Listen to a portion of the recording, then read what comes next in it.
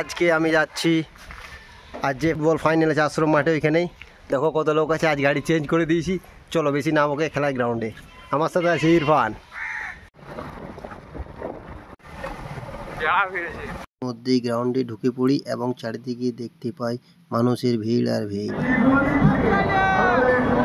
আজকের খেলাটা ছিল সেম মেটালিকের সাথে পান্ডে বছরের, দুটোই কিন্তু খুব দারুণ টিম এবং আমাকে এখানে নেহালদা ডেকে নেয়। ঠিক নামার আগে টিমটা নিজেদের মধ্যে মিটিং করে নিচ্ছিল এবং আমি সেই সময় যাই।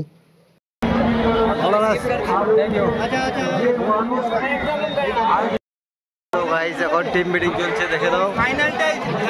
Thank you, happy birthday Nehal ভাই। আজ নেহাল ভাইয়ের বার্থডে আছে, নেহাল ভাই আমাকে এখানে এনেছে। চলো, থ্যাংক ইউ। ঠিক আছে, চলো দেখা যাক কি লাগছে, কে জিতবে। এখন হাড্ডাহাড্ডি লড়াই, তো চারিদিকে দর্শক আর দর্শক। কি বলবো ভাই, কি বলবো না। সত্যি কথা বলতে প্রচুর ভিড়, চারিদিকে যেদিকে তাকাই শুধু মানুষের মাথা দেখতে পায়, এত ভিড়। এরপরেই বন্ধুরা মাঠে নামার সময় চলে এলো এবং রেফারিদার সাথে তারা আস্তে আস্তে খেলার উদ্দেশ্যে মাঠে নেমে পড়লো প্লেয়ারগুলো। এবং আমি মাঠে দেখতে পাই পার্থ ভাইকে, সে কদিন থেকে এই খেলা দেখতে আসছিল এবং এখানে প্লেয়ার পরিচয় পর্ব চলছিল। কিছুক্ষণ পরে জাতীয় সঙ্গীত শুরু হওয়ার পরেই ম্যাচ স্টার্ট হয়ে যায়। তো ভাই কিছু বলবে?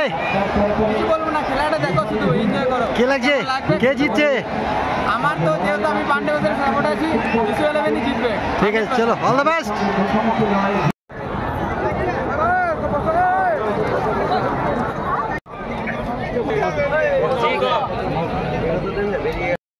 এরপরেই বন্ধুরা ম্যাচ স্টার্ট হয়ে যায় এবং দুই টিমই খুব ভালো খেলে, একে অপরকে কেউ ছেড়ে কথা বলছে না, যেহেতু ফাইনাল বলে কথা। এবং পাবলিকও খুব উৎসাহিত দিচ্ছে প্লেয়ারগুলোকে।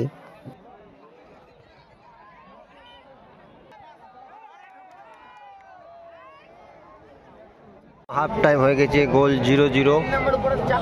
আর এইদিকে আমাদের ছাতা বার করে দিয়েছে দর্শকরা, চারিদিকে ছাতা আর ছাতা, আর খেলা দেখা যাবে না।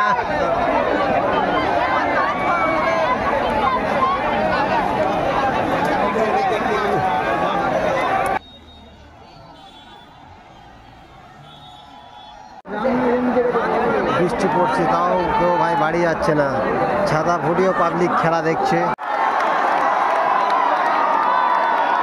খেলা শেষ বন্ধু, মাত্র ম্যাচ শেষ এবং সবাই মাঠে উল্লাস। সাদা টিমটা জিতে গেছে।